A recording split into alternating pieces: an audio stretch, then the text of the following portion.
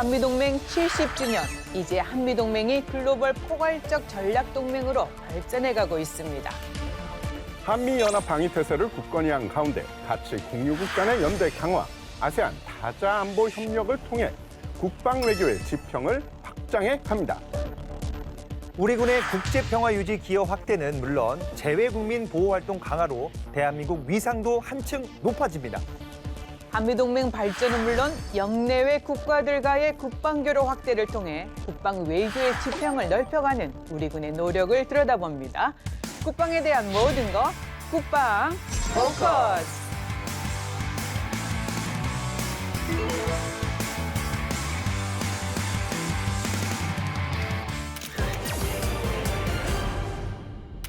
미래 변화하는 안보 환경 속에서 한미동맹 발전과 영내외 국방 외교 지평 확대 어떻게 해나가고 있고 또 어떻게 해야 될지요. 함께 얘기 나눌 분들 모셨습니다. 안녕하세요. 안녕하세요. 네, 안녕하세요. 직접 소개 부탁드립니다. 안녕하십니까. 국방부에서 군사 외교를 담당하고 있는 국제정책관 이승범입니다. 반갑습니다.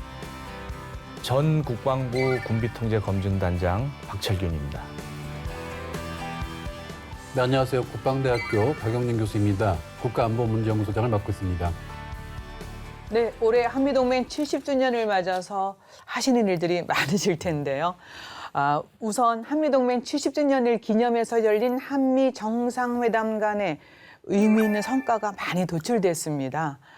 또 국방장관님께서 직접 기고도 또 쓰셨더라고요. 예.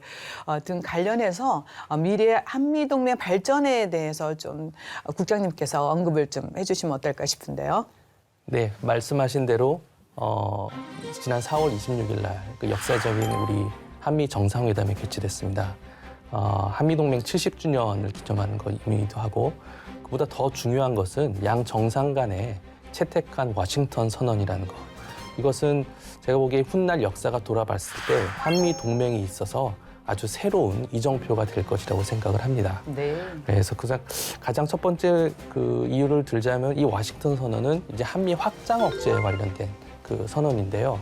기존의 한미 확장 억제가 미국이 일방적으로 우리에 제공하고 그리고 우리가 이렇게 받는 그런 확장 억제였다면 이번 워싱턴 선언을 통해서 특히 거기서 그 합의한 핵 협의 그룹, 누클리어 컨설터티브 그룹 이 메커니즘을 통해서 이제 한미가 함께하는 그런 확장 억제 어떤 메커니즘의 기반을 구축했다고 그렇게 저희들이 평가할 수 있겠습니다. 네. 자, 그래서요, 한미 정상 간의 만남도 또 회담도 개최가 됐고 또 양국 간의 국방장관님들의 이 빈번한 만남, 전화 통화도 이게 눈에 띄더라고요. 그래서 한미 국방장관님 간의 어떤 그 국방 교류 협력, 특히 우리 측에서의 대미 국방 교류 협력 어떤 식으로 지금 진행되고 있는지 조금 더 강조해 주시겠습니까? 국방부에서도 근무하고 이거 과거에 이제 외교부에서도 근무를 했고 한 20년 조금 넘게 지금 한미동맹 업무를 해왔었습니다. 그러면서 여러 차례 이게 국방장관 회담에도 참석해왔고 또 그 밑에 있는 여러 가지 차관복권 메커니즘에도 관여해 왔는데요.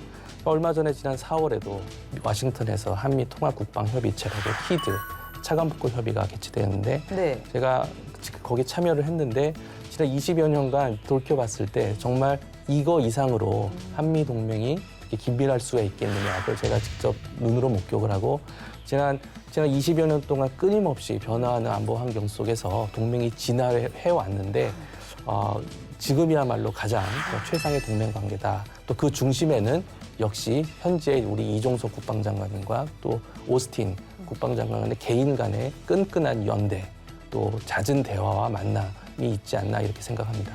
말씀하신 대로 그 어느 때보다 눈에 띄는 한미 간 국방 정책 공조의 모습을 보이고 있는데요. 아무래도 미래에 변화하는 안보 위협에 한미가 공동으로 대응하기 위해서는 동맹 간의 협력의 수준이 강화해야 되는 것 아닌가 이런 어떤 함의가 두 이 국가 간에 이루어진 것 같은데요. 박사님 어떻게 보십니까? 예, 한미동맹이 처음 탄생되었던 70년 전에는 북한의 불법 침략에 맞선 공동의 적에 맞서서 함께 싸운 그런 동맹이었다면 시간이 지나면서 이제 저희 대한민국의 국력과 다양한 분야에서의 활약이 두드러지지 않겠습니까? 이제 그런 분야에서 협력으로 한미 동맹이 확대되고 있다. 글로벌 전략 동맹으로 확대되고 있다. 이렇게 말씀드릴 수 있고 이제 지난주에 있었던 국빈 방문에서도 보았지만 방금 전에 국장님 말씀하셨던 NCG 핵협의 그룹을 포함해서 경제 안보 협력, 과학기술 협력, 심지어 문화 콘텐츠 협력까지 정말 그 동맹 협력의 범위와 수준이 계속 확장되고 있다, 강화되고 있다. 그리고 그 중심에 국방부가 있다 이렇게 말씀드릴 수 있습니다. 네. 올해 한미 간의 이 긴밀한 공조를 통해서 이 미국의 최첨단 전략 자산이 전개된 연합 연습과 훈련이 정상적으로 시행되지 않았습니까? 연합방위 태세가 더욱 굳건해진 모습이에요, 교수님. 네, 그렇습니다. 올해 들어서 한미 간에 6회 공군 간의 어떤 긴밀한 연합훈련이 전개가 되고 있습니다. 지난번에 언론 보도를 통해서도 보셨겠지만 괌에서 전략 폭격기들이 날아와서 전략 자산의 전개도 보여줬었고요. 또 양국 특수부대 간의 훈련들도 진행되었고, 그리고 그 연합 편대군 전투라고 하나요? 양국 공군의 전투기 110대가 같이 또 훈련을 하기도 했었습니다. 사실 지난 4, 5년 동안 그 한미 간의 연합훈련이 축소가 되고 내지는 중단되는 그런 상황이 있었는데 그 사이에 북한의 어떤 핵이랄까 미사일 능력은 증대가 되었죠. 그런 차원에서 걱정하는 국민들이 많았는데 최근에 이렇게 이제 한미 간 연합훈련이 6회 공군 각 차원에 걸쳐서 활발하게 진행되는 것은 굉장히 다행스러운 일이고요. 또 이번에 이제 한미 정상회담에서 미국 원자력 추진 잠수함에 한반도 정례적인 어떤 방문들 그런 것들도 합의가 되었기 때문에 또 그 잠수함과 우리 해군과의 어떤 연합훈련들도 앞으로 진행되지 않겠는가 또 그렇게 기대를 해보게 됩니다. 예. 최근 그 안보 이 환경 변화에 따라서 소다자, 다자 간 안보 협력 확대가 필수가 되지 않았습니까? 그런 의미에서 한미 간 인도태평양 지역에서의 안보 협력과 아세안 등 영내 국가들과의 협력 강화 중요하다고 생각이 좀 듭니다. 네, 그렇습니다. 그 종전에는 사실은 미국이 아시아 태평양 지역의 5개 동맹 국가들과 허브 앤 스포크 구조화에서 양자 간 동맹 관계를 강화해 왔습니다. 근데 최근에는 미니레터럴 협력, 소다자 협력이라고 해서 양자뿐만 아니라 한 서너 개의 복수 국가들이 모여서 안보 협력을 증진하는 사례가 늘어나고 있습니다. 그럼 미국 주도하에 인도랄까, 호주랄까, 일본이 결성한 쿼드도 그런 사례가 될 수가 있겠고요. 또 미국, 영국, 호주가 원자력 잠수함을 호주한테 공유한다는 협정으로 맺어졌던 오커스도 그런 거라 볼 수가 있습니다. 그런 추세에 발맞춰서 저희도 한미 동맹을 공고히 하면서 또 기타 이제 인도태평양 지역의 우방 국가들, 그럼 호주가 될 수도 있겠고, 일본이 될 수도 있겠고, 인도가 될 수도 있겠고요. 쿼드에 참여하는 국가들, 아니면 동남아의 국가들과 이렇게 이제 소다자 협력을 확대해 나가는 것이 필요하지 않겠나 싶은데 이미 이제 한미일 간에는 작년도부터 여러 가지 대잠 훈련이랄지 미사일 방어 훈련들이 실시가 되고 있고, 또 캐나다도 최근에 한국과의 또 안보 협력을 확대를 조치했기 때문에 그런 소다자 협력들을 한미 동맹과 더불어서 강화해 나가는 것이 아주 바람직한 국방 정책이 아닌가라고 생각합니다. 예. 더불어서 우리의 인태 전략과 연계해서 한미 간 전략 공조 또 아세안 국가들과의 다자 안보 협력 조금 더 들여다봐야 되겠습니다. 현재 어떻게 진행되고 있는 겁니까? 아까 말씀드렸던 우리 정부의 인태 전략은 작년 12월에 우리 정부 차원에서 저희가 이제 최초로 인도태평양 전략을 발표를 했고요. 거기에는 이제 자유와 평화, 번영 3가지 비전이 담겨 있습니다.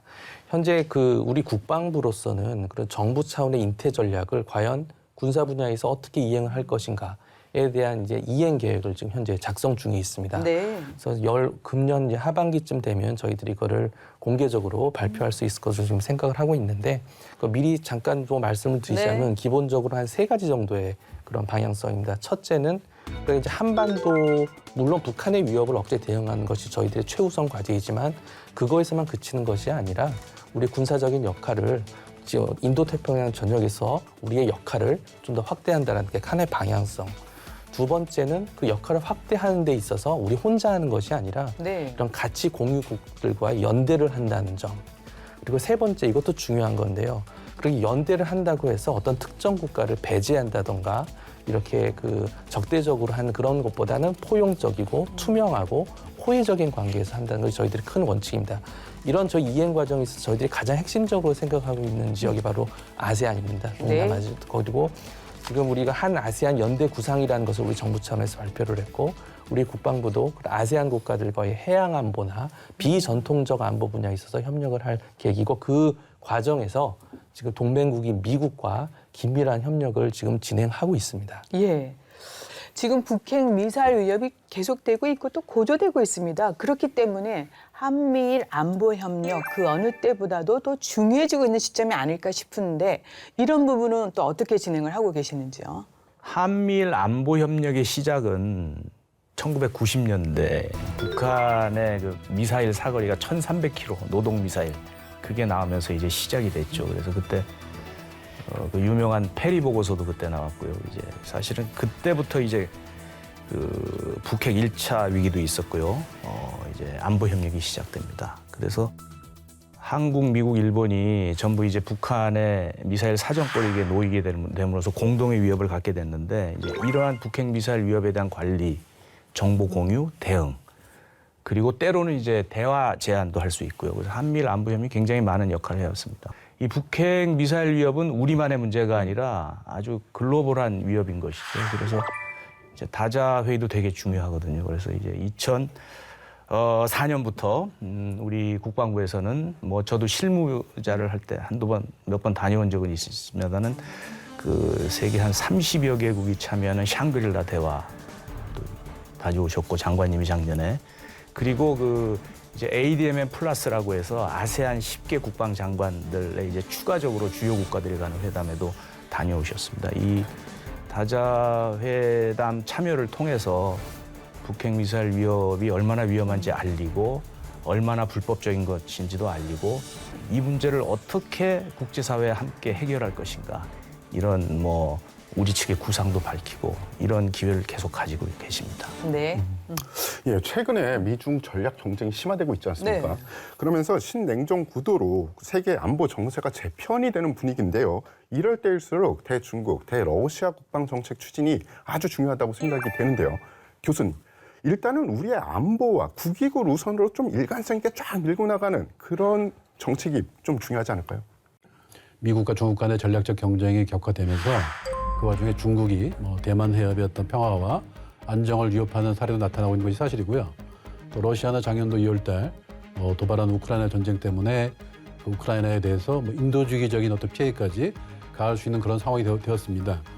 그래서 중국과 러시아가 분명히 우리가 협력을 지속해야 될 국가임은 분명하지만 대만 해협의 평화와 안정은 우리 국가에게도 상당히 갈려있는 문제이기 때문에 만약에 중국에 의해서 일방적인 어떤 행동이 나타난다면은 우리도 국제사회에 더불어서 중국에 대해서 어떻게 보면 그 행동을 자제하도록 하는 그런 적극적인 외교를 전개할 필요가 있다고 보여지고요. 또 러시아도 우크라이나 유엔 안보리 상임이사국이자 NPT 핵 보유국임에도 불구하고 우크라이나에 대해서 핵을 사용할 수도 있다. 어떤 그 의사도 보이기도 했는데 그러한 러시아 행동에 대해서는 역시 국제사회와 더불어서 또 한미동맹의 어떤 정신이 바탕해가지고 우리가 나름대로 또 조치를 취하는 것이 필요하지 않겠는가 그런 생각이 듭니다. 특히 이제 인접 해역에서 우발적 군사적 충돌을 사전에 좀 방지하고요. 군사적 신뢰 구축을 위해서 중국과의 안정적인 관계를 계속해서 지속해서 가는 노력 필요하고 또 국방 교류 협력도 증진이 필요할 것 같은데 이런 부분에 대해서는 국방부 차원에서는 어떻게 진행을 하고 계십니까? 그 어떤 우발적 충돌이나 그런 문제에 있어서는 사실은 지난 2010년대 중반 이후에 중국의 군용기들이 저희 대 카디즈에 진입하는 횟수가 늘어나고 있고, 하지만 우리 중국과의 그런 그 안정적인 관리 차원에서 우리 국방 당국 사이에서는 고위 인사 교류를 지속하고 있습니다. 네. 실례로 작년 11월에 그 캄보디아에서 개최된 ADMM 플러스 그 다자 회의인데요.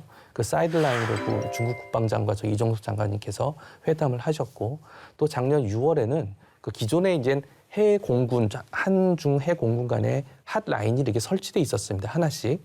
근데 그거를 작년 6월에는 하나씩 더 설치해서 지금은 4개의 라인을 그 유지를 하고 있습니다. 네. 그거는 이제 만일의 사태에 대비해서 상호 간의 어떤 이런 그 원활한 의사소통을 위해서 만들어 놓은 건데 이것이 하나의 일례로서 이건 중국과 한중 관계를 안정적이고 관리하고자 하는 우리 정부의 노력을 보여주는 거라고 저희가 말씀드릴 수 있겠습니다. 알겠습니다. 네. 예, 한미일 안보 회의가 워싱턴 DC에서 개최가 됐고요. 그리고 한일 정상회담의 후속 조치로 5년 만에 한일 안보 정책 협의회가 열리는 등 실질적으로 한일 신뢰 증진을 위한 국방 교류 협력이 추진이 되고 있는 모습입니다.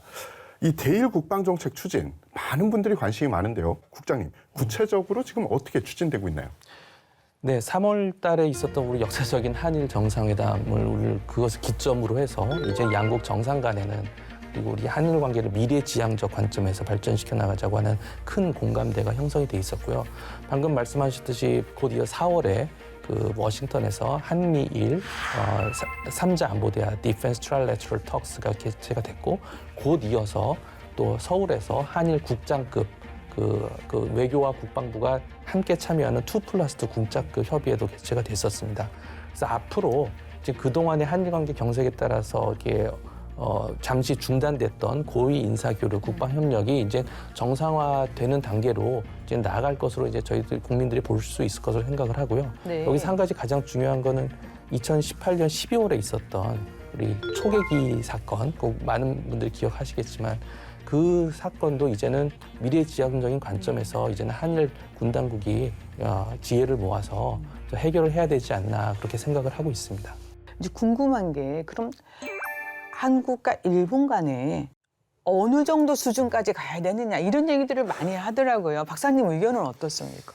북한 핵미사일 위협에 따라서 굉장히 유연하게 탄력적으로 한미일 훈련이 진행돼 왔다 이렇게 볼 수 있습니다. 우선 작년 언론에다 보도가 됐지만 9월 26일부터 30일까지 이제 5항모 강습단하고 로널드 레이건호하고 동해에서 훈련을 했고요.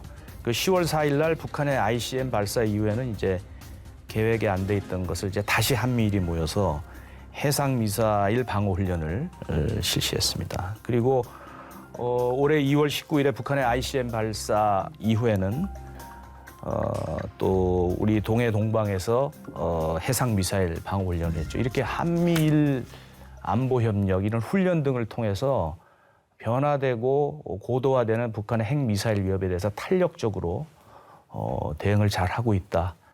이 억제라는 것이 제대로 유지가 되고 균형이 잡히지 않으면 항상 허점이 생기기 마련인데 이런 고조되는 북핵 미사일 위기 상황에서 한미일이 아주 스마트하게 잘 대응을 하고 있다 이렇게 말씀드릴 수 있습니다. 네. 이 러시아와 우크라이나 전쟁이 계속되고 있는 상황에서 이 러시아와 국방교류 협력 어떤 필요에 의해 어떻게 해나가야 될지 정말 난제입니다. 교수님은 어떻게 생각하십니까? 러시아는 사실 우리하고 북방 정책에 의해서 국교가 수립된 이래 여러 경제 협력이랄까 또 에너지 협력들을 해왔습니다. 다만 작년도에 발발한 우크라이나에 대한 러시아의 어떤 전쟁은 사실은 국제사회의 일반적인 윤리에 어긋나는 그런 전쟁이죠. 특히 이제 유엔 안보리 상임이사국이고 또 NPT 체제에서 핵 보유가 인정된 나라임에도 불구하고 러시아가 전쟁을 도발했다고 하는 것은 국제사회 전부 다가 나토랄까 미국을 포함한 국제사회 전부 다가 어떤 분노하는 일이고 그래서 나토랄까 미국 등은 이제 우크라이나에 대한 군사 지원을 하고 있습니다. 그래서 우리도 어쩌면 이제 불법적인 침략을 반대한다는 어떤 기준을 사실 가지고서 러시아의 우크라이나에 대한 침략에 대해서 공명 찬성하지 않는다 그런 입장을 분명히 밝혔고 더구나 대통령께서 최근에 만약에 우크라이나에 대해서 러시아가 인도주의적 범죄를 가하거나 일반 민간인들에 대한 어떤 학살 같은 것들이 있게 되면 우리가 그전까지 취해왔던 비군사적 지원을 벗어나서 좀 더 다른 폭넓은 지원할 수 있다는 입장을 밝혔는데 아마 이런 것이 이제 미국이랄까 또 나토랄까 또 유엔을 포함한 국제사회 대부분의 국가들이 공감하는 거라고 생각됩니다. 특히 이제 5월달 이후에 러시아 우크라이나 전쟁이 또 다른 국면으로 전개될 거라고 보여집니다. 외신에 의하면 또 우크라이나가 대규모 어떤 크리미아 반도에 대한 공세를 준비하고 있다라고 하는 보도도 나오고 있는데 저희로서는 러시아 우크라이나 전쟁이 가져올 상황들을 면밀하게 관찰하면서 네. 이게 이제 국제사회의 어떤 평화와 안정을 위해서 우리가 무엇을 더 할 것인가 그런 것들을 좀 더 고민해야 될 그런 시기가 되지 않았는가라고 생각이 됩니다. 네. 전쟁이 너무 길어지고 있어요. 빨리 조속히 좀 끝냈으면 좋겠고요. 주제를 좀 바꿔보겠습니다. 최근 K방산 관련해서 또 좋은 성과 소식이 들리고 있더라고요.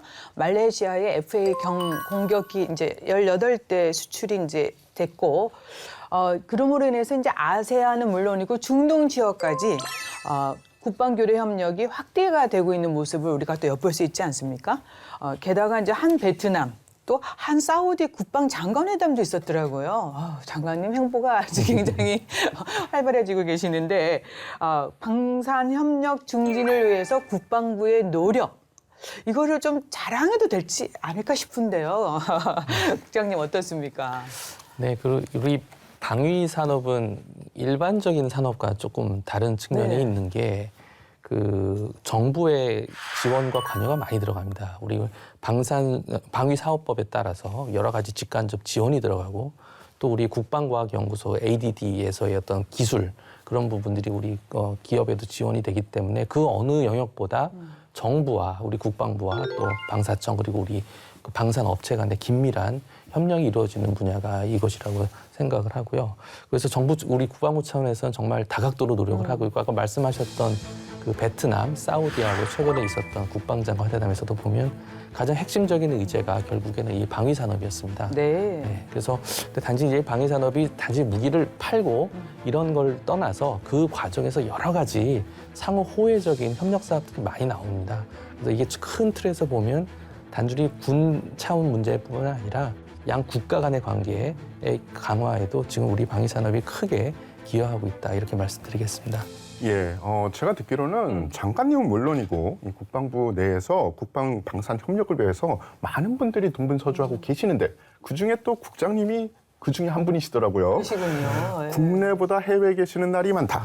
오라는 곳이 너무 많다. 뭐 이런 이야기를 많이 들었는데 국장님, 우리 방산 그만큼 인기가 있고 뭐 진짜 체감이 되시나요?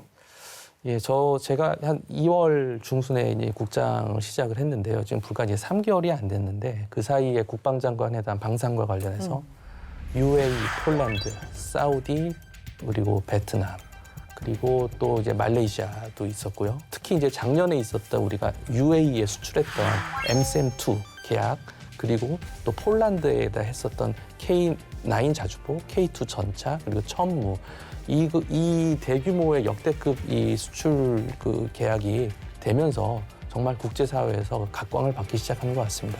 네. 이 안보의 개념이 다자 안보 쪽으로 좀 무게가 좀 쏠리는 그런 좀 중심 아닙니까? 좀 그런 느낌인데 다자 안보 협의체 참석 정말 중요하다는 생각이 좀 듭니다. 이 우리 정부의 외교 안보 분야 주요 정책에 대한 국제사회의 공조와 지지를 유도하는 노력도 계속되다는 생각이 드는데 어떻게 생각하십니까? 예, 우리의 가장 크고 중대한 당면 위협이 북한 핵미사일 위협 아닙니까? 그래서 이런 핵미사일 위협에 어떻게 대응할 것인가?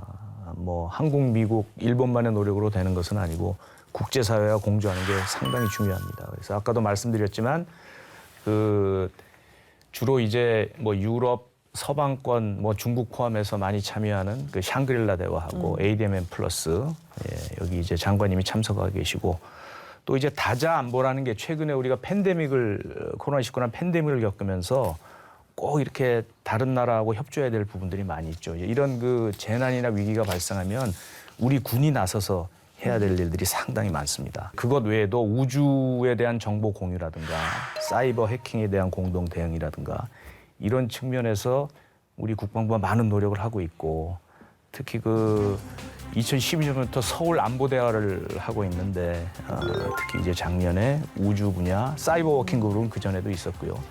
이런 그 협력이 필요한 분야들을 발굴을 해서 국제사회에 공조하고 있다. 그러한 노력에 국방부가 역할을 잘 하고 있다 이렇게 평가합니다. 샹그릴라 대화 또 아세안 확대 국방장관 회담 뭐 이런 걸 통해서 사실은 국방 협력의 어떤 지평을 확대해가고 있다는 겁니다. 그래서 국장님 이번에 장관님께서도 역시 샹그릴라 대회에 가시는 거죠? 하실 일이 많으실 것 같은데. 예. 두 가지 측면에서 의미가 있는데 네. 첫 번째는 이 다자 플랫폼에 들어가서 하나의 그 트렌드를 파악을 하는 우리의 의견을 다수에게 공유하는 그런 의미가 하나가 있고요. 네. 또 하나 두 번째 중요한 의미는 그 회의를 계기로 해서 정말 주요한 국가들이 여러 양자 회의들이 개최가 됩니다. 그 한미일 사실은 어떻게 보면 그 저희 출장단 규모를 보면 그 다자 준비보다 그 이상으로 그 양자 회의를 준비하는 출장단들이 많습니다. 네. 이 두 가지 목적을 다 달성하는 데서 굉장히 유용한 채널이고 저희들이 적극 참여하고 있습니다. 네.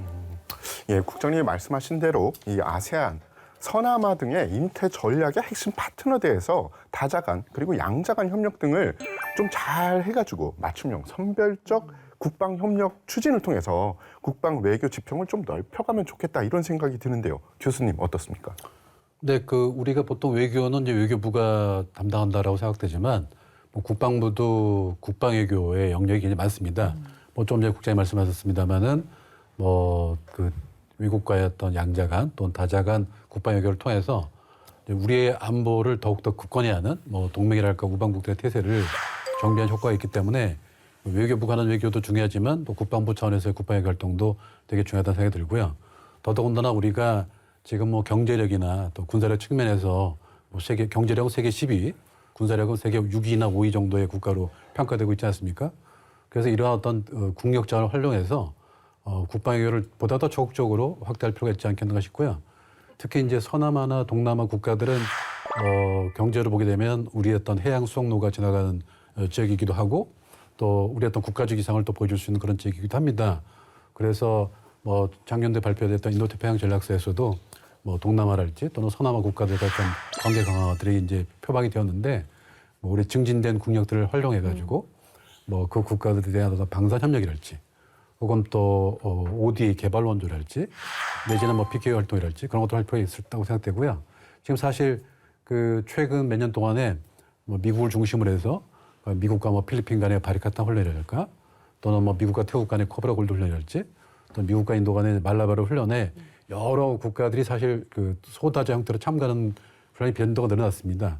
근데 우리는 사실 거기에 그렇게 뭐 적극적으로 참여하지 않았는데 뭐 우리 해병대가 최근에 코브라 골드에 참가하고 또 바리카탕에도 이제 참가하는 어떤 모습들을 보이고 있습니다만은 그런 것들을 어떻게 보면 뭐 국방의 한 수단으로서 적극 활용돼야 될 그런 필요성이 있지 않겠는가라고 생각됩니다. 네.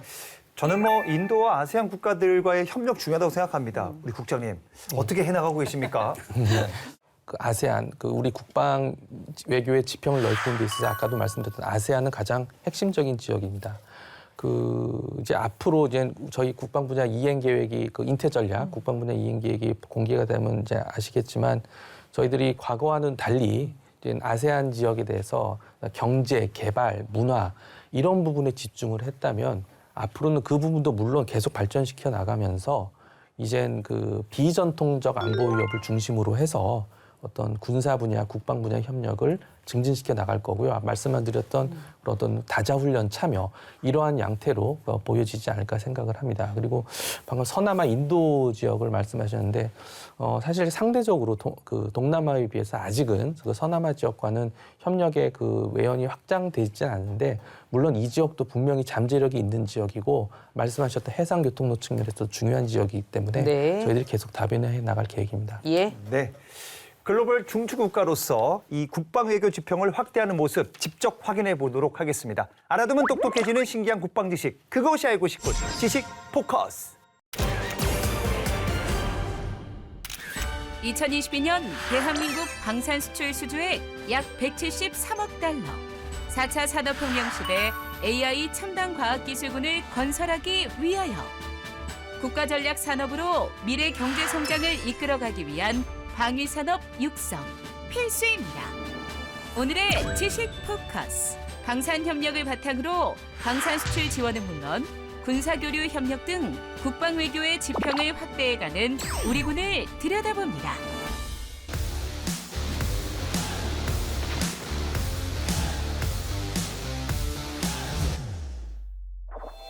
우리 군은 방산협력을 통해 우방국들과의 연대를 강화시키며 안보 역량의 외연도 확장해가고 있는데요. 특히 최근에 유럽뿐만 아니라 아세안 및 중동 국가 등 우리 방산에 주목하는 국가들이 늘어나고 있습니다. 우리 무기체계의 발전에 따른 고위급 인사들의 방한과 함께 그 계기로 국방장관 회담이 개최되는 등 국방협력이 더욱 강화되는 계기를 마련하고 있는데요. 최근 우리 군의 방산 수출 지원과 국방교류 협력의 확대 모습을 살펴보겠습니다. 먼저 방산 수출을 통해 우리나라와 활발한 방산 협력을 진행하고 있는 국가 폴란드입니다.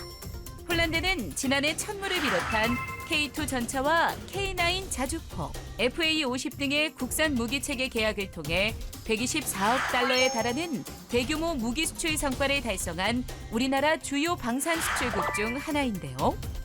지난 2월 23일 이종석 국방부 장관과 폴란드 마리우슈 부하슈착 부총리 겸 국방장관 사이에 개최된 국방장관 회담에서 양 장관은 유럽 및 한반도 안보 정세에 대한 의견을 교환하고 양국 간 국방 방산 협력 발전 방안 등을 논의했습니다. 동일 무기를 사용하는 양국군이 한국과 폴란드에서 교차로 훈련을 실시하고 양국 간 체계적인 방산 협력을 위해 장관급 정례 협의체를 구성하기로 합의했는데요. 이에 더해 금년에 개최되는 폴란드 국제 방산 전시회에 한국이 주도국으로 참여하기로 했으며 이 기회를 통해 K방산의 우수성을 홍보하는 것은 물론 양국 국방 협력이 한층 발전될 것으로 기대됩니다. 두 번째 국가는 사우디아라비아입니다. 지난 3월 7일 이종석 국방부 장관과 칼리드 빈 살만 알사우드 사우디아라비아 국방장관 간의 회담이 있었는데요. 양 장관은 양국 간 국방 방산 협력 강화를 위한 다양한 방안들을 논의하며 지역 안보 정세에 대한 의견을 교환했습니다. 칼리드 장관이 사우디의 국방 분야 발전 방향에 대해 설명하면서 한국과의 긴밀한 협력 의지를 피력했고 이 장관은 사우디의 국방 능력 발전에 한국의 적극적인 지원 의사를 밝혔는데요. 이에 양 장관은 국방 방산 협력을 위한 체계적인 논의를 위해 장관급 협의체를 정례화하여 내년 개최하기로 합의했습니다. 세 번째 주목할 만한 국가는 베트남으로 지난 3월 28일 이종석 국방부 장관과 판반 장 베트남 국방장관 사이에 한 베트남 국방장관 회담이 열렸는데요. 작년 수교 30주년을 계기로 격상된 포괄적 전략적 동반자 관계를 바탕으로 양국의 국방 방산 협력을 미래지향적으로 강화해 나가기로 합의했습니다. 올해 4월부터 양국 해군 간 정례 협의체를 개설하는 것은 물론 초계함 양도 진행 등에 대해서도 논의했는데요. 이에 더해 한국 방위 산업의 우수성과 우리 정부의 상호 호혜적인 방산 협력 원칙을 설명하면서 금년 10월에 개최될 서울국제항공우주 및 방위산업 전시회에 판반장 장관을 초청하기도 했습니다. 이번 국방장관 회담에서 특히 주목할 점은 2010년에 체결된 기존의 국방협력 MOU를 개정하기로 한 점인데요. 양국은 개정될 국방협력 MOU를 기초로 국방기술협력 등 미래협력 분야를 발굴해 추진하고 장관회담을 정례화하기로 합의했습니다. 이외에도 점점 중요해지는 다자안보 추세에 발맞춰 우리 군은 샹그릴라 대화와 아세안 확대 국방장관 회의 등 아세안 다자 협의체에 지속적으로 참석하면서 영내 다자 안보 협력을 활성화하기 위해 노력해왔는데요.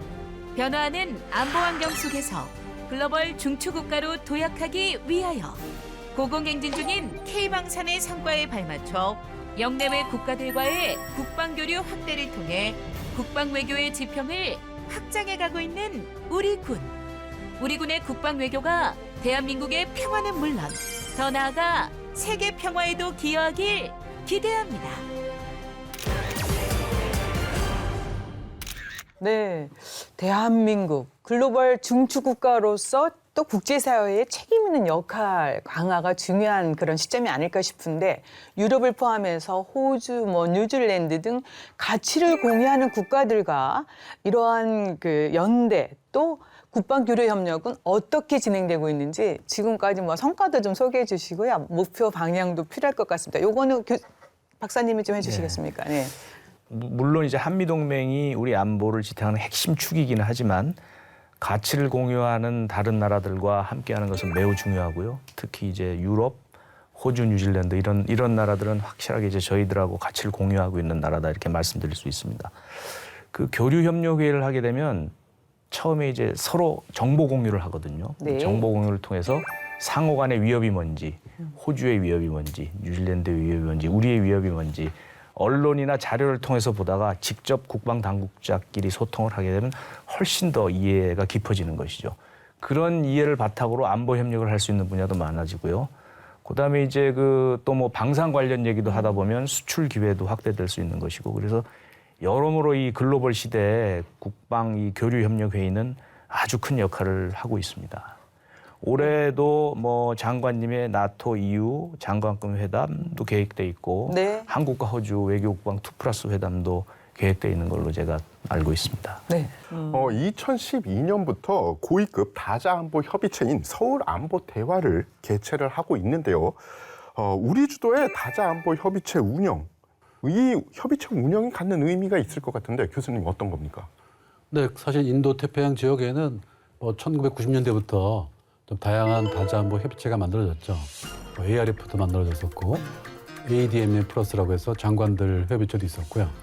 그리고 사실 그 중국은 또 별도로 향산 포럼이라고 하는 걸 했었고, 일본은 뭐 동경 포럼, 동경대화 이런 것들을 했었습니다. 그리고 그 속에서 어쩌면 이제 다자간 안보 포럼을 주최하는 나라가 국제적 이상도 올리고 자기들의 또 우방국도 많이 확대하는 효과를 거둬왔죠. 그런 측면에서 저희가 좀 다른 나라들보다 늦었지만 2012년부터 서울안보대화를 주관하면서 한 20여 개, 30여 개 국가들과 이 다자안보 협력을 확대해가는 것은 우리의 증진된 국제적 이상에도 부합되는 거고, 또 유사시에 우리를 도와줄 수 있는 동맹뿐만 아니라 많은 우방 국가들을 확보한다는 측면에서 굉장히 중요하다고 생각됩니다.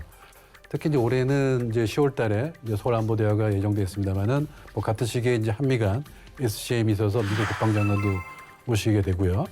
또 동시에 그 유엔 병역정국 16개 국가들과 우리 국방장관 간의 어떤 회담이 좀 처음으로 열리게 됩니다. 네. 우리 주간의 어떤 다자안보 협의를 통해서 우리의 우방 국가들 많이 확보하고, 또 그걸 통해서 여러 가지 다양한 어떤 방산 협력이랄까, 국방의 어떤 영역을 넓혀가는 것이 우리 어떤 국가의 굉장히 중요한 의미를 갖고 있다고 생각됩니다. 네네. 지금 말씀처럼 이제 올해 열리는 서울 안보 대화 정말 중요합니다. 그럼요. 준비 잘해야 돼요. 네. 국장님 잘하고 계시죠? 중요합니다. 네. 네, 지금 열심히 준비하고 있고요. 아까 말씀드린 대로 아직 이제 10월 경에 저희들이 이제 개최를 좀 목표로 준비하고 있습니다. 근데 이번 SDD가 서울 안보대화의 특징을 한 가지만 더 말씀을 드리자면, 저희들이 국제 방산 박람회가 있습니다. 아덱스라고요. 이번에 육군, 공군 무기 체계들이 같이 방산 전시회를 하는데, 그 행사와 이번에 서울 안보대화를 저희들이 연계를 했습니다. 네. 근데 그 연계한 여러 가지 목적 중에 하나가, 이 방산 전시회는 아까도 말씀드렸는데 우리 원래 차관급 회의였거든요, SDD가. 근데 방산 전시회는 이제 저희들이 장관급 인사들도 많이 참석할 것으로 예상이 되고서 과거보다 훨씬 더 흥행이 잘 되는 그런 서울 안보대화가 될 것으로 기대를 하고 있고요. 또 우리 많은 관심 부탁드리겠습니다. 네. 올해 특히 SDD가 아주 곽광을 받을 것 같습니다. 또 좋은 성과 이어지길 기대해 보면서, 올해는 한미동맹 70주년 얘기를 뺄 수가 없잖아요. 예. 그래서 이제 한미동맹의 가치를 또 발전시키고 또 상승시키고 여러 가지 방안이 이제 모색이 되고 있는데, 역시 미래를 함께 해야 될 한미동맹 방향이라든가 또 성찰과 노력은 또 어떻게 되고 있는지, 이런 부분에 대해서 또 의견을 주시면 어떨까 싶은데요, 박사님. 이제 원래 동맹이란 공동의 적이나 위협에 대항하기 위해서 이제 서로 협력하고 공조하는 것을 이제 기본 바탕으로 하는데, 지금 이제 한미가 동북아의 평화와 안정을 위해서, 글로벌 평화와 안정을 위해서 해야 될 일들이 엄청나게 많습니다.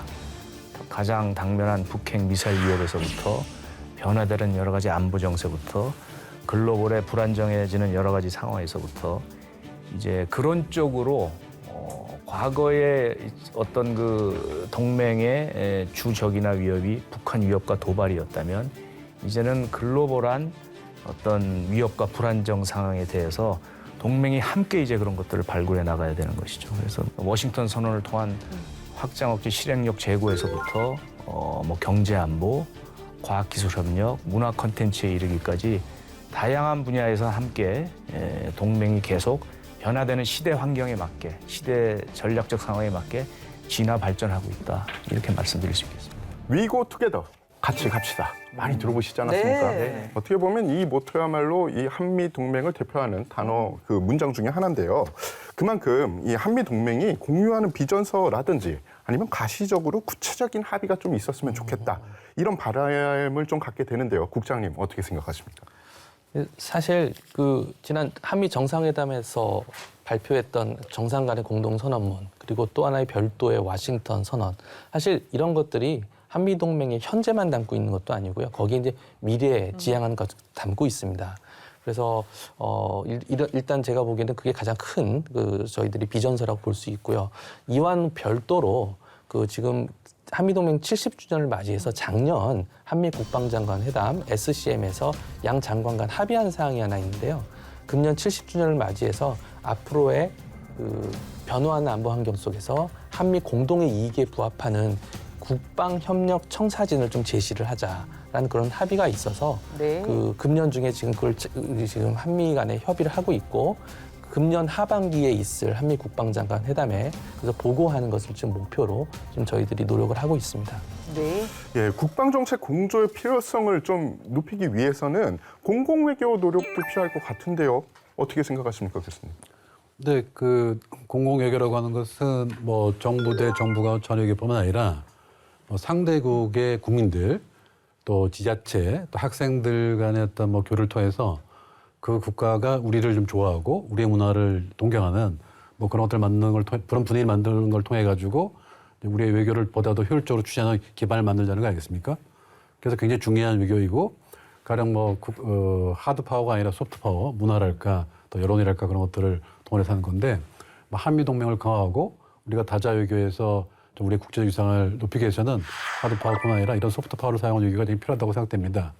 뭐 그런 점에서 사실 우리는 굉장히 중요한 문화자를 갖고 있죠. 뭐 BTS나 블랙핑크 같은 뭐 K-팝이랄까 또는 뭐 오징어 게임이랄지 또 무슨 기생충 같은 문화적인 파워를 갖고 있는데 뭐 그것에 더해서 이번에 대통령께서 미국을 방문하시면서 뭐 하버드 대학을 방문하셔서 뭐 연설하셨다랄지 또 MIT 대학을 방문해서 과학기술 간의 어떤 협력을 확인했다랄지 아니면 한미 양국 간의 학생들을 한 23명이죠. 서로 교환하는 뭐 그런 프로그램도 합의하셨는데 그렇게 미국의 어떤 대학생들한테 직접 우리 지도자께서 우리의 국가의 비전도 밝히고 하는 것들이 굉장히 대부분 중요한 공공외교라고 생각되고요. 지난번에 그 한일 정상회담 때도 사실은 대통령께서 게이오 대학을 방문해서 거기서 학생들하고 같이 또 대화도 갖고 있는데 그런 뭐 국가 지도자들이 뭐 상대국의 시민들이랄까 또는 학생들을 통해서 우리 어떤 외교 정책들 밝히고 또 협력에 대한 필요성을 얘기하는 것은 굉장히 중요한 공공외교라고 생각됩니다. 그런 면에서는 저희가 굉장히 이번에 잘하고 있다라고 평가할 수 있겠네요. 네. 그리고 더불어서 지난해 말 이제 연합사가 평택 험프레스 기지를 내려갔습니다. 이제 주한미군의 전투 준비 태세 여건을 또 마련하고 또 보장하고 또 안정적인 주둔 여건을 보장하고 또 어떤 이런 거에 대해서도 홍보도 많이 필요할 것 같고 또 동맹 차원에서 어떤 관리도 필요할 것 같은데 박사님 어떻습니까? 그 굉장히 쾌적하고 그 뭐 어떤 글을 보니까 미군이 해외 주둔 기지 중에 가장 최신이면서 모든 것을 갖춘 기지다라는 평가도 제가 들었습니다. 그만큼 일단은 안정적인 주둔 여건을 잘 조성이 되는 것 같고 일부 미비한 것들은 지금 계속해서 이렇게 잘 우리 국방부에서 해주고 있는 것 같습니다. 또 이제 중요한 것이 훈련장입니다, 사실은. 네. 근데 우리 이제 대한민국 국토의 도시화 현상, 많은 산업들로 인해서 훈련장의 제한을 받고 있긴 하지만 그래도 최대한 노력을 해서 지금 제한된 여건 하에서 훈련 여건을 보장하고 있고 특히 그 연합 합동 다목적 실사격장을 이제 중장기적으로 이제 마련하고 있습니다. 그래서 그런 노력들도 우리 국방부가 주어진 여건에서 최선을 다해서 잘 하고 있다 이렇게 말씀드릴 수 있습니다. 네.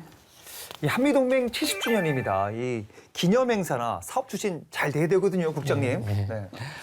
그 이게 한미동맹 70주년이면서 동시에 이제 정전협정 체결 70주년이기도 네. 하고요. 또 우리 군이 탄생한 75주년이기도 합니다.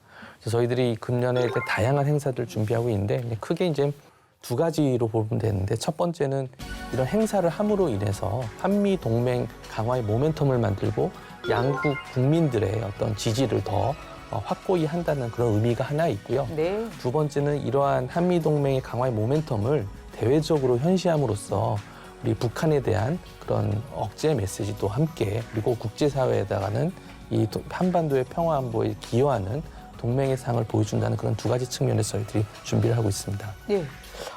그 한미동맹 70주년을 계기로 해서 이제 다양한 행사가 준비되고 있다고 말씀해 주셨는데 저는 보니까 눈에 띄는 것이 한 유엔사 회원국 국방장관회의가 아닐까 싶은데요. 정말 의미 있는 그런 행사가 이제 진행될 것 같은데 구체적으로 조금 더 설명해 네. 주시겠습니까?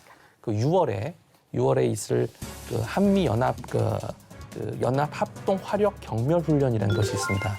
그래서 한미 양국이 보유한 화력을 정말 유감없이 발휘하는 그런 훈련인데요. 역대급 가장 최대 규모의 화력 훈련이 될 것으로 저희들이 예상하고 있고요. 두 번째는 9월 말경에 되면 저희들 국군의 날 아닙니까? 네. 국군의 날 기념 행사를 하는데 이번에는 그 주한미군도 일부 참여하고 또 우리 군이 가지고 있는 그 북한에 대한 삼축 체계 또 일부를 저희들이 보여줄 계획이고요. 예. 또 국민들과 함께 할 수 있는 그런 여러 가지 장면들을 하여튼 역대 최대 규모로 저희들이 계획을 하고 있다는 걸 말씀드리고 그리고 마지막으로 아까 잠깐 말씀드렸지만 방산전시회. 네. 그 방산전시회를 계기로 해서 한미 공군 첨단 전력들이 한국 우정 비행을 실시를 합니다. 정말 우리 국민들한테 좋은 볼거리가 될 거라고 제가 생각합니다. 예. 기대됩니다. 네, 예. 이 과거에 도움을 받던 국가였던 이 대한민국이 이제는 유엔 평화유지 임무는 물론이고 각종 해외 파병 임무를 수행하면서 국제사회에서 책임 있는 중견국가로 역할을 다하는 모습이지 않습니까, 국장님? 그 사실 우리의 존재 자체가 그 국제사회 파병으로 이루어졌다고 볼 수 있죠. 저희당 그 6.25 남침을 받았을 때 유엔 안보리 결의에 의해서 저희 파병으로 나라를 구한 저희들입니다. 그래서 이제는 저희들이 이제 파병을 하는 나라가 되는데요. 처음으로 저희들이 그렇게 시작한 건 1991년 1월에 걸프전 당시에 처음으로 이제 다국적군의 일원으로 참여를 했고 그 이후에 그해 말에 유엔에 가입을 하면서 본격적으로 저희들이 UN PKO에 이제 관여를 하게 됐습니다. 근데 현재는 저희들이 이제 그 UN PKO로 2개, 남수단에 있는 한빛부대 그리고 레바논에 있는 동명부대가 UN PKO로 나가 있고요. 그 외에 저희들 잘 아시겠지만 소말리아 해적 퇴치를 위한 청해 부대가 나가 있고 그리고 아크 부대가 또 유엔에 나가 있습니다. 이렇게 지금까지 한 30개국에 한 6만 명의 장병이 이제 해외 파병을 나가 있다는 걸 보면 참 저희들도 이제는 그 파병의 어떤 그런 선진국으로서 대열에 들어갔다고 볼 수 있겠습니다. 네. 유엔 평화유지 장관회의에서 우리의 이제 기여 공약이 많은 국가들에게 큰 호응을 얻었습니다. 그죠? 네. 자, 올해 공약 이행이 잘 추진되고 있습니까? 어떻습니까? 네, 말씀하신 대로 2021년이었죠. 저희가 UN PKO 장관 회의를 개최를 하고 저희들이 그 주최국으로서 한 6개 정도의 공약을 제시를 했습니다. 이 자리에서 그걸 다 설명드릴 수는 없고 그냥 한 가지 예로만 들자면 저희들이 남수단에 있는 한빛부대가 있지 않습니까? 그 부대에다가 저희들이 갖고 있는 장점 ICT 기술을 접목해서 안전하고 친환경적인 하나의 모델을 만들고 있습니다. 그래서 그 성공적인 모델이 완성이 되면 그것을 다른 전 세계에 있는 다른 UN 파병 부대에도 적용을 하는 그런 사업을 저희들이 지금 추진을 하고 있고요. 네. 지금 여기서 한 가지 좀 강조하고 싶은 말씀은 사실은 지금까지 아까도 말씀드렸지만 저희들이 파병을 많이 했었습니다, 과거에는. 그런데 지금 저희들이 좀 전환을 하고 있는 분야는 파병을 하고 있는 나라들의 역량을 지원해주는 그런 역할로 지금 저희들이 파병 정책이 조금씩 전환을 하고 있는 그런 단계에 있고 그 계기를 마련한 것이 지난 UN PKO 장관회의라고 할 수 있겠습니다. 네. 말씀하신 대로 기호 공약 이행이나 국제 평화유지 활동 등을 통해서 교류 협력이 아세안 지역의 경우에는 인태 전략 수립이나 영내 평화 정착에도 큰 도움이 될 것 같은데요. 교수님 어떻게 생각하십니까? 그 개발도상국에 대한 원조, ODA, 내지는 조금 전에 국장님 말씀하신 UN PKO 활동에 참가 이런 것들이 사실은 이제 세계 10위권 이내의 국력을 가지게 된 우리나라로서 좀 더 활발하게 활동을 해야 될 중요한 어떤 국방외교, 아니면 외교 전체의 어떤 자산이라고 볼 수가 있습니다. 우리가 아마 UN 전체적으로서는 이제 PKO 활동을 잘하고 있는 나라, 아주 모범적으로 잘하고 있는 나라라고 평가되는 것 같고요. 제가 재직하고 있는 국방대학교에 PKO 교육센터가 있습니다. PKO 교육센터의 교육 그 프로그램들이 유엔에서 인증을 받아가지고 세계 각국에서도 이제 그 PK 관련된 장교들이 와서 교육받고 있는데 아마 그렇게 이제 PK에 대한 교육도 하고 또 실제로 나가서 그쪽 현지 주민들과 좋은 관계를 맺으면서 하는 것은 굉장히 중요한 국방의 자산이라고 생각됩니다. 글로벌 중추국가의 어떤 걸맞는 역할을 하기 위해서는 ODA도 좀 활발하게 하고 네. 분위기에 걸맞게 그다음에 기존에 잘해왔던 PK 활동도 잘하는 그런 노력들이 더 필요하지 않겠는가라고 생각이 됩니다. 네. 우리 국민들 너무 잘 알고 계시는 프라미스 작전. 네. 이번 수단에서 우리 교민들 정말 안전하게 수송을 해왔고 또 그 안에는 일본인들도 같이 들어왔다고 들었습니다. 예. 이렇게 우리 정말 군의 멋진 활동하면서 보면서 이제 뿌듯한데 국장님 조금 부연 설명해 주시겠습니까? 네.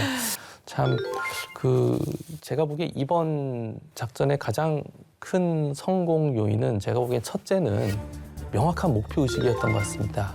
재국민을 보호해야 된다라고 하는 목표 의식이 명확하니까 방책의 우선순위가 금방 결정이 되고 네. 모든 부처가 일사불란하게 움직였던 것이 저희들이 가장 큰 성과였다고 보고 그 과정에서 저희 군의 대비태세 명령을 내리면 즉각 움직인다라고 하는 그걸 다시 한번 저희들이 한번 확인을 했고요. 예. 아시겠지만 뭐 KC 330 공중부비기나 그 C-130J 그 수송기도 그렇고 그리고 마지막으로 저희들의 그 정보 네트워크 이 정말 불확실성한 안개와도 같은 수단 상황에서 저희들이 구출 작전을 하기 위해서는 여러 가지 정보를 접근이 했어야 되는데 그동안 저희들이 구축했던 한미동맹 네트워크 또 UAE와의 협력 관계, 사우디와의 관계 네. 그러한 군사 외교들이 참 이번 작전을 통해서 결실을 맺었다. 저는 이렇게 보고 있습니다.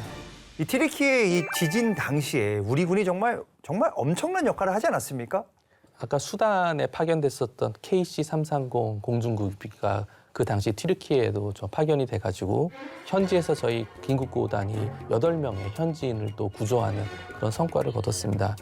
그 당시 정말 우리 국민들이 튀르키예에 보냈던 그런 국민적인 성원은 정말 대단했고요. 우리 모두 다 기억하고 있지만 근데 이런 국민들의 그런 마음을 튀르키예 국민들한테 전파하는 데 있어서 우리 군이 핵심적인 역할을 했다는 게 너무나 자랑스럽습니다.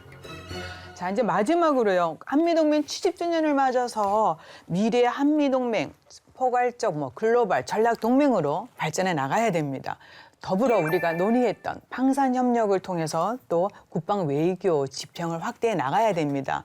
이런 걸 좀 다 담아서요. 조언과 또 앞으로의 계획 등등 말씀 부탁드리겠습니다. 제가 이제 예비역 군인이면서 예비역 국방부 간부였던 한 사람으로서 모두가 다 동맹의 주입니다. 자기가 하는 분야에서 정말 잘하고 지속 변화되는 외부 환경이나 전략 환경에 맞게 잘 해달라. 그것이 바로 동맹의 발전이 된다. 이렇게 말씀을 드리고 싶고 또 이제 국민들한테는 이 안보라는 것이 이제 북한이 공격을 안 하고 뭐 안 하면 이제 물과 공기와 같은 것입니다. 눈에 잘 안 보입니다. 우리 이승범 국장님을 포함해서 많은 전후방 각지의 60만 장병들이 노력을 하고 있지만 그냥 이 현상 유지하고 억제를 잘하는 것도 큰 역할이기 때문에 그분들에 대한 응원, 한미동맹 발전에 대한 이제 지지와 성원 이런 것을 당부하고 싶습니다. 예. 사실 미국이 전 세계에서 맺고 있는 동맹은 한 47개가 됩니다. 유럽에서 나토가 있고요.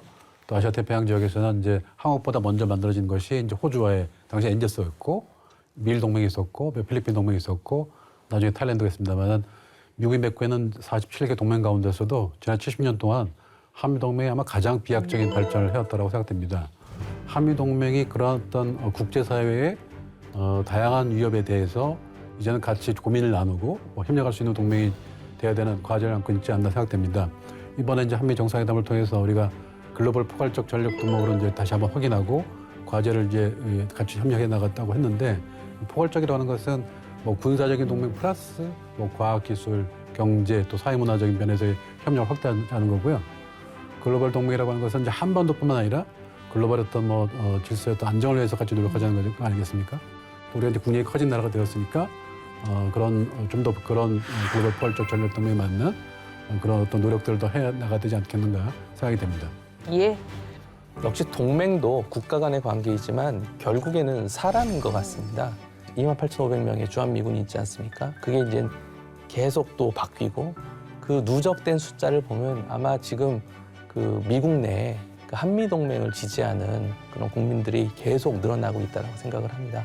그 우리도 마찬가지고요. 그래서 사람이 하는 것일수록 역시 신뢰다. 그래서 이런 사람과 신뢰 이 두 가지 키워드를 가지고 우리가 동맹을 계속 발전시켜 나가야 될 거라고 생각을 합니다. 정말 말씀해 주신 대로 든든하게 또 굳건하게 유지해온 한미동맹 70주년을 맞는 뜻깊은 해입니다. 한미 간의 군사교류 협력 더 강화되고 또 영내외 다자 안보 협력에도 더 애써주기를 기대해보면서 도움 말씀 여기서 마치겠습니다. 고맙습니다. 네, 감사합니다. 감사합니다. 한미동맹 70주년을 맞아 포괄적 전략동맹으로 더욱더 발전해가는 한미동맹의 미래를 기대합니다. 변화하는 안보 환경 속에서 영내 다자 안보 협력 확대와 가치를 공유하는 국가와의 국방 협력을 통해 평화를 구현해가는 우리 군의 노력에 국민 여러분 많은 성원 부탁드립니다. 국방에 대한 모든 것 국방 포커스 오늘 여기까지입니다. 저희는 다음 시간에 다시 찾아뵙겠습니다. 감사합니다. 감사합니다.